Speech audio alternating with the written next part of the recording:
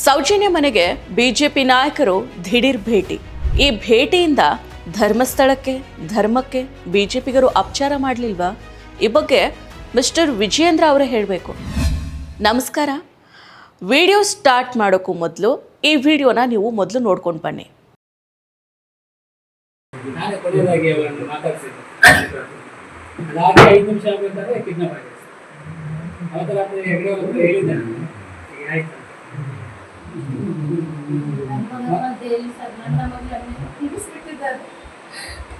ನ್ಯಾಯ ಕೇಳಿದ್ರೆ ನಮ್ಮ ಮೇಲೆ ಪಾಲಿಕೆ ಮಾಡ್ತಾ ಇದ್ದಾರೆ ನೋಡಿ. ನಿಮ್ಮ ಪಕ್ಷ ಇದ್ದವ್ರು ಹೇಳ್ತಾ ಇದ್ದಾರೆ, ಇಷ್ಟು ದೊಡ್ಡ ಮನೆ ಕಟ್ಟಿದರೆ ಸೊಪ್ಪಿನ ಹೆಸರು ಹೇಳ್ಕೊಂಡು ಹಣ ಮಾಡಿದ್ರು ಅಂತ ಹೇಳ್ತಾ ಇದ್ದಾರೆ ಸರ್. ಹಾಗಾದ್ರೆ ನಮ್ಮ ಮನೆಗೆ ನ್ಯಾಯ ಇಲ್ವ ಸರ್? ಹಾಗಾದ್ರೆ ನೋಡಿ, ನಮ್ಮ ಕುಟುಂಬದ ದೊಡ್ಡಪ್ಪ ಅವರಿದ್ದಾರೆ, ಅವರ ಹತ್ರನೇ ಇದೇ ವೀರನಗರಿಯಲ್ಲಿದ್ದಾರೆ ನೋಡಿ. ಇದು ನಮ್ಮ ಮನೆಯಿಂದ ಆಗಿದ್ದ ಒಂದು ಅನ್ಯಾಯ ಆಗಿದೆ, ಇದನ್ನು ಇಲ್ಲಿಗೆ ಮುಗಿಸ್ಬಿಡುವ ಅಂತ ಹೇಳಿದ್ದಾರೆ. ಹಾಗಾದ್ರೆ ನ್ಯಾಯ ಯಾರು ಕೊಡಿಸೋದು ಸರ್? ಇದೇ ವೀರನಗರ ತಮ್ಮನ ಬಳಿಗೆ ನನ್ನ ಗಂಡ ಮತ್ತು ತಮ್ಮ ಹೋಗಿದ್ದ ವಿಠಲಗೌಡ ಅಂತ ನೋಡಿ. ನಾನು ಸೌಜನ್ಯ ಅಪ್ಪ, ಅವನು ಸೌಜನ್ಯ ಮಾವ ಅಂತ ಹೇಳಿದಕ್ಕೆ ಹೌದಾ ಮಾರೆ, ತುಂಬಾ ಒಳ್ಳೆ ಹುಡುಗಿ, ತುಂಬಾ ಚೆನ್ನಾಗಿದ್ದಾಳೆ, ಇನ್ನು ನಿನಗೆ ಪಕ್ಷದವರೆಲ್ಲ ಬಂದು ಹಣ ಕೊಡ್ತಾ ಇದ್ದಾರೆ, ಅದನ್ನು ಸುಮ್ಮನೆ ಕೋರ್ಟು ಕಚೇರಿ ಅಂತ ಖರ್ಚು ಮಾಡಬೇಡ, ಇದ್ದ ಮಕ್ಕಳು ನೋಡ್ಕೊಂಡಿರು ಅಂತ ಹೇಳಿದ್ದಾರೆ. ಅನಂತರ ತಮ್ಮನಿಗೆ ಕೂಡ ಅದೇ ಇದೆ, ನೀನು ಕೂಡ ನಡೆದುಕೊಂಡು ಹೋಗುವಾಗ ಆಚೆ ಈಚೆ ದೊಡ್ಡ ಬಂಡೆಗಳಿರುತ್ತೆ, ಆ ಕಡೆಗೆ ನೋಡ್ಕೊಂಡು ನಡಿ, ಹೆಲ್ಮೆಟ್ ಧರಿಸ್ಕೊಂಡು ನಡಿ ಅಂತ ಇದೇ ಮಾತು ಹೇಳಿದ್ದಾರೆ ಸರ್. ಹಾಗಾದ್ರೆ ಸಾಂತ್ವನ ಯಾರು ಹೇಳ್ತಿದ್ದಾರೆ ಸರ್ ನಮಗೆ? ನಾನು ಬಂದಿರ್ತಕ್ಕಂಥ ಉದ್ದೇಶ ಒಂದನೇ, ನಾವು ಪಾಪ ನಾವು ಮಗಳೇನು ಕಳ್ಕೊಡೋದಕ್ಕೆ ನಾವು ಬೆಲೆ ಕಟ್ಟೋದಕ್ಕೆ ಸಾಧ್ಯ ಇಲ್ಲ. ನಾನು ಗೊತ್ತೇ ನಿಮ್ಮಂತೆ ಬಂದೇನೆ ಅಂತ ಹೇಳಿದ್ರೆ ಜೊತೆ CBI ಕೋರ್ಟ್ ಏನು ಆಗಿದೆ, ಆದೇಶ ಆಗಿದೆ, ಮೇಲ್ಮನೆ ಮಾಡ್ತಕ್ಕಂಥ ನಿರ್ಧಾರ ತಗೊಂಡಿದ್ದೇ ಆದರೆ ನಾವು ಸುಪ್ರೀಂ ಕೋರ್ಟಲ್ಲಿ ಅಡ್ವೊಕೇಟ್ ಮತ್ತೊಂದು ಏನೂ ತಲೆ ಕಟ್ಟಿಸ್ಕೊಂಡ್ರೆ ನಾವು ಪಕ್ಷ ಜವಾಬ್ದಾರಿ ತೆಗೆದುಕೊಂಡ್ರೆ ಖಂಡಿತ ನಮ್ಮ ಬರುತ್ತೆ.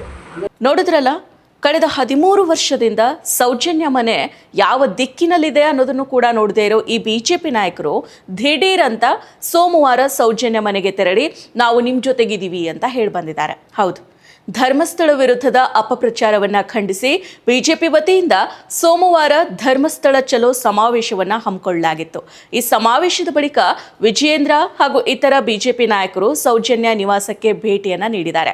ಸೌಜನ್ಯ ಪರ ಹೋರಾಟದಲ್ಲಿ ಜೊತೆ ಇರ್ತೀವಿ ಅನ್ನೋ ಭರವಸೆಯನ್ನು ಸಹ ನೀಡಿ ಬಂದಿದ್ದಾರೆ. ಈ ವೇಳೆ ಬಿಜೆಪಿ ನಾಯಕರ ಮುಂದೆ ಕಣ್ಣೀರನ್ನ ಹಾಕಿದ ಕುಸುಮಾವತಿ ಅವರು ನನ್ನ ಮಗಳ ಸಾವಿಗೆ ಇನ್ನೂ ಕೂಡ ನ್ಯಾಯ ಸಿಕ್ಕಿಲ್ಲ ಅಂತ ಅಸಮಾಧಾನವನ್ನ ಹೊರಹಾಕಿದ್ದಾರೆ.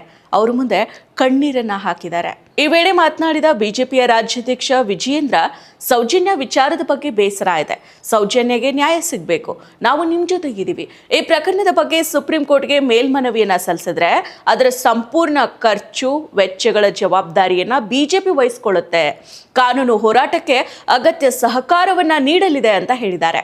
ವಿಜಯೇಂದ್ರಗೆ ಸಂಸದ ಬ್ರಿಜೇಶ್ ಚೌಟ್, ಬೆಳ್ತಂಗಡಿ ಶಾಸಕ ಹರೀಶ್ ಪೂಂಜಾ, ಪಕ್ಷದ ಮುಖಂಡರು ಸಾಥನ್ನ ನೀಡಿದ್ದಾರೆ. ಈ ವೇಳೆ ಬಿಜೆಪಿ ನಾಯಕರಿಗೆ ನೋವನ್ನ ತೋಡಿಕೊಂಡ ಕುಸುಮಾವತಿಯವರು ನ್ಯಾಯ ಕೇಳಿದ್ದಕ್ಕಾಗಿ ತಮ್ಮನ್ನ ಗುರಿ ಮಾಡಲಾಗ್ತಾ ಇದೆ, ನ್ಯಾಯ ಕೇಳಿದ್ರೆ ನಮ್ಮ ಮೇಲೆ ದಬ್ಬಾಳಿಕೆಯನ್ನ ಮಾಡ್ತಾ ಇದ್ದಾರೆ, ನಿಮ್ಮ ಪಕ್ಷದವರೇ ನಾವು ದೊಡ್ಡ ಮನೆಯನ್ನ ಕಟ್ಟಿದ್ದೀವಿ, ಸೌಜನ್ಯ ಅವರ ಹೆಸರನ್ನ ಬಳಕೆ ಮಾಡಿಕೊಂಡು ಹಣವನ್ನ ಸಂಪಾದನೆ ಮಾಡ್ತಾ ಇದ್ದೀವಿ ಅಂತ ಟೀಕೆ ಮಾಡ್ತಾ ಇದ್ದಾರೆ, ನಮಗೆ ಯಾವುದೇ ನ್ಯಾಯ ಸಿಗ್ತಾ ಇಲ್ಲ ಅಂತ ಕುಸುಮಾವತಿಯವರು ಅಸಮಾಧಾನವನ್ನ ಹೊರಹಾಕಿದ್ದಾರೆ.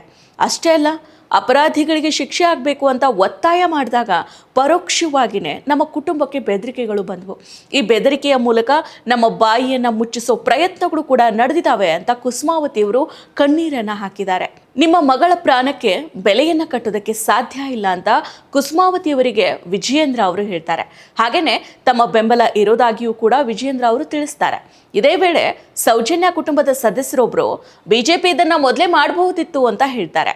ಇದಕ್ಕೆ ವಿಜಯೇಂದ್ರ ಅವರು ಪ್ರತಿಕ್ರಿಯೆಯನ್ನ ನೀಡಿ, ನಾವು ಮಗುವನ್ನ ಮರಳಿ ತರೋದಕ್ಕೆ ಸಾಧ್ಯ ಇಲ್ಲ, ಆದರೆ ನೀವು ಸುಪ್ರೀಂ ಕೋರ್ಟ್ನಲ್ಲಿ ಪ್ರಕರಣದ ವಿರುದ್ಧ ಹೋರಾಟ ಏನಾದರೂ ಮಾಡೋದಕ್ಕೆ ನಿರ್ಧಾರ ಮಾಡಿದ್ರೆ ನಮ್ಮ ಪಕ್ಷ ಹಾಗೂ ನಾನು ಎಲ್ಲ ರೀತಿಯ ಬೆಂಬಲವನ್ನ ನೀಡ್ತೀವಿ ಅಂತ ಹೇಳ್ತಾರೆ. ಇನ್ನು ಸೌಜನ್ಯ ಭೇಟಿ ನೀಡಿದ ಬಗ್ಗೆ ಸೌಜನ್ಯ ತಾಯಿ ಕುಸುಮಾವತಿಯವರು ಮಾಧ್ಯಮಗಳಿಗೆ ಪ್ರತಿಕ್ರಿಯೆಯನ್ನ ನೀಡಿ, ವಿಜಯೇಂದ್ರ ಬಂದು ಸುಪ್ರೀಂ ಕೋರ್ಟ್ಗೆ ಹೋಗೋದಾದ್ರೆ ಹಣವನ್ನ ನೀಡೋದಾಗಿ ಹೇಳಿದ್ರು, ನಮಗೆ ಅವರು ನೀಡೋ ಹಣ ಬೇಡ, ಅವರದ್ದೇ ಬಿಜೆಪಿ ಮುಖಂಡ ನಾನು ಸೌಜನ್ಯ ಹೆಸರನ್ನ ಹೇಳಿ ದುಡ್ಡು ಮಾಡಿದ್ದೀನಿ ಅಂತ ಆರೋಪ ಮಾಡಿದ್ರು. ಇಷ್ಟು ದೊಡ್ಡ ಮನೆ ಕಟ್ಟಿದ್ದೀನಿ ಅಂತ ಆರೋಪ ಮಾಡಿದ್ರು.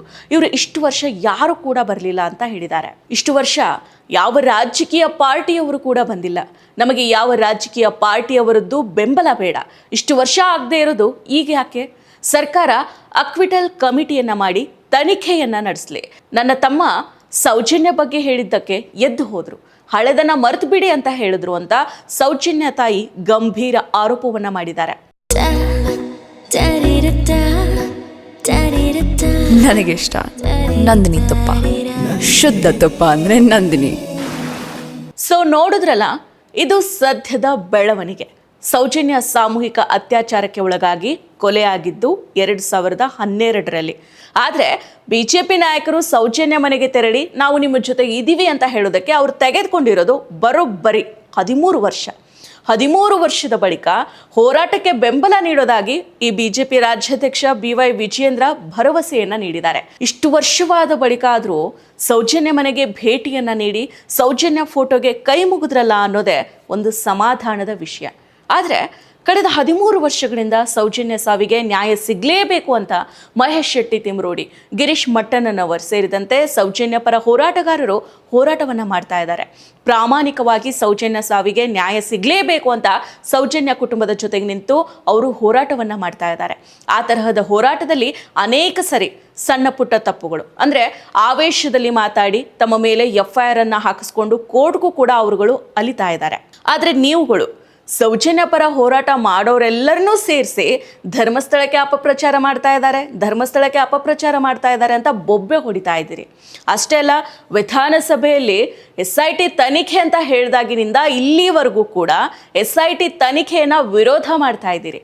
ಈಗಲೂ ಕೂಡ ವಿರೋಧ ಮಾಡ್ತಾ ಇದ್ದೀರಿ. ಈ ಬಗ್ಗೆ ವಿಧಾನಸಭೆಯಲ್ಲಿ ದೊಡ್ಡ ಗಲಾಟೆ ಮಾಡಿದ್ರಿ. ಅದು ಯಾವ ಲೆವೆಲ್ಗೆ ಅಂದರೆ ಎಡಿಟೆಡ್ ವಿಡಿಯೋನ ಇಟ್ಕೊಂಡು ಸೌಜನ್ಯ ಅಪ್ಪಟ ಹೋರಾಟಗಾರ ತಿಮ್ರೋಡಿ ಅವರ ವಿಡಿಯೋನ ಇಟ್ಕೊಂಡು ಅವರನ್ನು ಬಂಧನ ಮಾಡಲೇಬೇಕು ಅಂತ ಪಟ್ಟನ್ನ ಹಿಡಿದ್ರಿ. ಇದೆಲ್ಲದರ ಮತ್ತೆ ಅದು ಇತ್ತೀಚೆಗಂತೂ ಪದೇ ಪದೇ ಸೌಜನ್ಯ ಪರ ಹೋರಾಟಗಾರರ ಎಲ್ಲರನ್ನ ಸಾರಾಸಗಟವಾಗಿ ಧರ್ಮಸ್ಥಳಕ್ಕೆ ಅಪಪ್ರಚಾರ ಮಾಡ್ತಾ ಇದ್ದಾರೆ, ಇವರುಗಳು ಧರ್ಮಕ್ಕೆ ಅಪಚಾರ ಮಾಡ್ತಾ ಇದ್ದಾರೆ ಅಂತ ದೂಷಿಸ್ತಾ ಇದ್ದೀರಿ. ಈಗ ನೀವು ಸೌಜನ್ಯ ಮನೆಗೆ ಭೇಟಿಯನ್ನು ನೀಡಿದಿರಿ. ಸೌಜನ್ಯ ತಾಯಿಗೆ ನಾವು ನಿಮ್ಮ ಜೊತೆಗೆ ಇರೋದಾಗಿ ಭರವಸೆಯನ್ನು ಕೂಡ ನೀಡಿದಿರಿ. ಸುಪ್ರೀಂ ಮೆಟ್ಟಿಲೇರಿದ್ರು ಕೂಡ ನಾವು ನಿಮ್ಮ ಜೊತೆಗೆ ಇದ್ದೀವಿ ಅಂತ ಹೇಳಿದಿರಿ.